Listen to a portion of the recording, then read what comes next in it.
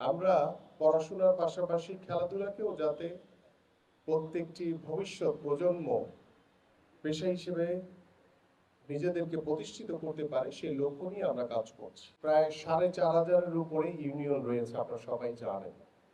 আপনারা একটু চিন্তা করে দেখেন যে 4,500 ইউনিয়নের ভিতরে যখন 4,500 12 থেকে 14 বছরের বাচ্চাদের নিয়ে ফুটবল টিম হবে, সেটা ছেলেদের টিম হবে, মেয়েদেরও 4,500 টিম হবে।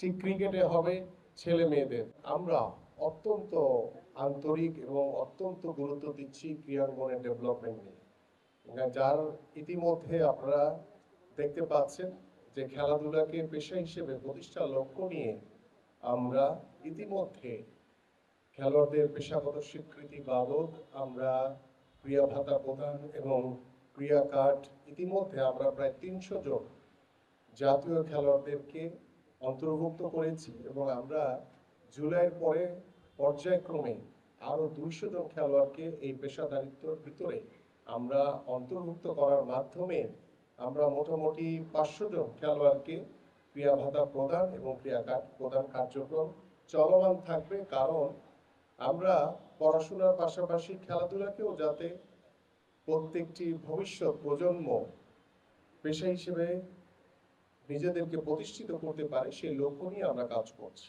এবং আপনারা সবাই জানেন যে আমাদের নতুন কুড়ি স্পোর্টস ইতিমধ্যে প্রত্যেকটি উপজেলা, জেলা, বিভাগীয়, শহর পার করে আমরা জাতীয় পর্যায়ে এখন অপেক্ষামান রয়েছে যে আমাদের জুলাইয়ের মধ্যবর্তী জুলাইয়ে আমরা জাতীয় পর্ব ইনশাআল্লাহ শেষ করে এবং ইতিমধ্যে আপনারা দেখতে পাবেন আমাদের 1 জুলাই থেকে আমরা নতুন করে স্পোর্টস দ্বিতীয় মেয়াদে আবার রেজিস্ট্রেশন কার্যক্রম শুরু হবে।